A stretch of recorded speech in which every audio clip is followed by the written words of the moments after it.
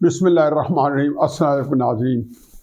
आज एक और बहुत बड़े बल्कि बहुत ही बड़े जज सुप्रीम कोर्ट के वो फड़कते हैं। कल एक फड़के थे, उनका नाम था मज़ाहिर अली अकबर नकवी साहब। वो तो खैर मुकफ़ा मुसज्जा पता नहीं क्या क्या उनके औसाफ हमीदा थे, एक दुनिया जानती है। जब वो लाहौर हाई कोर्ट में थे तो 4 सूं की शोहरत थी, उनके किरदार की, उनके कंडक्ट की, उनके मामलात की। फिर बड़ा मशहूर मुशर्रफ साहब का फैसला दिया, मुशर्रफ साहब की फांसी को इन्होंने सस्पेंड कर दिया, जिसको कल सुप्रीम कोर्ट ने उड़ा के रख दिया। उन्होंने कहा और बताया कि किस गैर कानूनी तरीके से इन्होंने वो फैसला दिया है। इससे पहले वकार सेठ साहब और जस्टिस शाहिद करीम साहब की स्पेशल कोर्ट ने जो उनको फांसी सजा दी थी। बहरहाल वहाँ पे भी उनके उस वक्त भी उनके खिलाफ एक बड़े सीरियस करप्शन के एलिगेशन पे सुप्रीम जुडिशल काउंसिल केस था। वो केस शायद भाई लोगों ने कराया हो, क्योंकि भाई लोग इनसे बहुत सारे काम लेना चाहते हैं। सबसे बड़ा काम था मुशर्रफ साहब को छुड़वाना और इस तरह के अनवाय सारे काम भाई लोगों ने ना सिर्फ सुप्रीम जुडिशल काउंसिल केस में से उनको बरी कराया, एलिवेट करके उनको सुप्रीम कोर्ट में बरहस पहुँचा दिया और वहाँ पर उन्होंने फिर एक और तरीके से शोहरत पाई। फिर आपने देखा है कि जो एक CCPO डोगर था, उसके केस के अंदर जब ये सुन रहे थे तो हमारे जो मोहतरम रहनुमा परवेज इलाही साहब ने झोजा साहब को कहा कि जी मज़ाहिर नकवी साहब के पास लगवाएं, वो बड़ा तकड़ा जज है, दबंग जज है और दबंग तरीके से सपोर्ट करता है, हर चीज़ को तहत कर देता है, कानून और इखलाक और सारी चीज़ों को। और फिर झोजा साहब ने केस लगवा लिया और फिर उन्होंने जुबैरी साहब को कराची जो सुप्रीम कोर्ट बार के प्रेसिडेंट थे तो उनका कहा जुबैरी साहब आपने केस मज़ाहिर नकवी साहब के पास लगवाना है। तो उन्होंने फिर 2-3 केसेस और को भी रेफरेंस दिए कि जी मैं वो भी लगवा रहा हूँ, तो आप उनसे बात कर लें। फिर उनकी अपनी गुफ्तगू जो चौधरी परवेज इलाही साहब के साथ थी, जब उन्होंने एक मुलजिम को या एक वो बंदा जो कानून से भागा हुआ था, भगोड़ा था, प्रोक्लेम ऑफेंडर था, भट्टी साहब, तो ऐसा तोता जिसमें परवेज इलाही साहब की जान थी, उनको एक पनाह दे रखी थी। चुनाचे मज़ाहिर नकवी साहब जो एक परवेज इलाही साहब उनके घर जाते हैं और सिर्फ तसल्ली करे जाते हैं कि भट्टी साहब जो है वो महफूज हाथों में हैं। और ये वो बैकग्राउंड था। फिर उनके बेटे के ऊपर पता नहीं कितने करोड़ों का जो है वो लेन देन का, घर खरीदने का, प्रॉपर्टी खरीदने का, जिसका उन्होंने लिखा कि वो उनका हिसाब वो खुद लें। बिल्कुल सही है, लेना भी चाहिए, जवान बेटे हैं, लेकिन उनको पेश कर दें कि इनसे हिसाब लिया जाए। और फिर और कई ऐसे करप्शन के इल्ज़ामात के पाकिस्तान की तारीख़ में सुप्रीम जुडिशल काउंसिल में पेश होने वाले जितने केसेस हैं, किसी पे इस तरह की घिनौनी करप्शन के इल्ज़ामात नहीं लगे, ना हाई कोर्ट के जज पे, ना सुप्रीम कोर्ट के जज पे। लगते हैं मिसकंडक्ट के, छोटी मोटी करप्शन के, आपने फलां कम कर दिया, दफ्तर के ऊपर ज़्यादा खर्चा क्यों करवा दिया, घर की तज़ीन व आराइश में क्यों ज़्यादा पैसे खर्च करवा दिए, फलां चीज़ क्यों ख़राब की, ये में और में से इसलिए अक्सर डिसमिस हो जाते हैं। बड़ा कम हुए कि किसी के खिलाफ कार्रवाई पाए तकमील तक पहुँचे। अब ये इस्तीफ़ा क्यों देते हैं? इस्तीफ़ा इसलिए देते हैं जो मराहत हैं ताकि वो उनको मिलती रहें।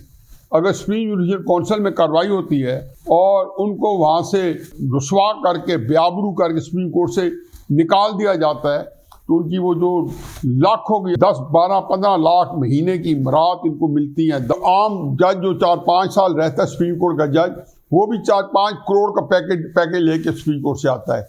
और माशाल्लाह जो ऊपर तक चला जाए, 8-10 साल रह जाए, तो वो 10-15 हज़ार करोड़ का पैकेज लेता होगा। जितने मोटी बातें, ये तो मैंने 1-2 हमारे दोस्त रिटायर हुए सुप्रीम कोर्ट के जजेस से, तो ये उन्होंने बताया कि ये पैकेज है उनके पास। बहरहाल मज़ाहिर नकवी साहब का क्या बनता है, लेकिन अभी ये खबर थपने नहीं पाई थी कि एजाजुल हसन साहब ने इस्तीफ़ा दे दिया। एक तो उनके बारे में ये मशहूर है कि इस्लामाबाद का एक बहुत बड़ा टावर है जिसको साकिब निसार साहब ने लीगल करा दिया था। कब दिया था?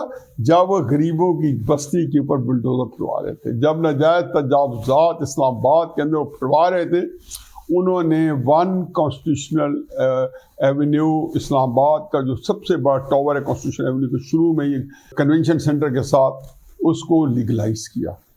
उन्होंने उस वक्त अल्लाह ताला के फजल करम से इमरान खान की बनी गाला की ज़मीन को लीगलाइज किया, लेकिन गरीबों पर बुलडोजर फरवा दिए, साथ शादी हाल करवा दिए। एक अजीब उन्होंने एक तहलका मचाया हुआ था पूरे इस्लामाबाद में। और हर तरह से, बल्कि बनी गाला की तो नजायज तजावजात इसलिए भी गिरी है कि इमरान खान साहब के घर जाने वाला रास्ता जो है वो बिल्कुल ऐसा हो कि जैसे बोइंग 747 जो है उसकी लैंडिंग और टेक ऑफ के लिए रनवे बनाया जाता है, और खुला हो और कुशादा हो, अप्रोच अच्छी हो, क्योंकि इलाका बड़ा खूबसूरत था, अप्रोच के अंदर बाजार बनता जा रहा था।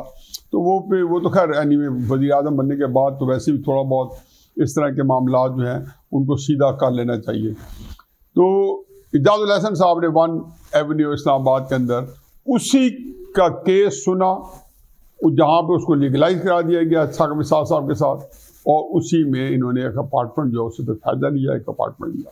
ये केस भी पड़ा है, और मेरा ख्याल है कि कई केसेस हैं जो इस तरह के उनके खिलाफ चार्जेज हैं।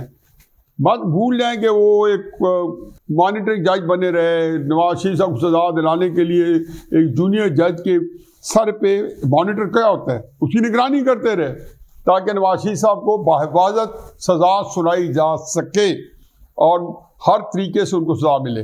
और फिर हर उस केस के अंदर जो नवाज शरीफ वगैरह के खिलाफ सख्त किस्म का फैसला आना होता था, ऐसा था ये को उधार खा के फिर रहे थे। मुझे यकीन जानो कि मेरे लिए अल्फाज बुरे हैं, मैं इस्तेमाल नहीं कर सकता हूँ कि नवाज शरीफ साहब ने इनके साथ कोई ख़ास वारदात की हुई हो, ऐसे ये उसके ऊपर सड़ के पले हुए थे नवाज शरीफ साहब के ऊपर। पर अल्लाह का अपना एक इंतकाम होता है। मेरा नहीं ख्याल कि कुदरत जो है चुन चुन के बदले लेती है। नवाज शरीफ साहब बड़े खूबसूरती से कहा करते थे कि मैंने अपने मुकदमा अल्लाह मियाँ पे छोड़ दिया है। ये वो मुकदमा जो नवाज शरीफ साहब ने अल्लाह पे छोड़ा है।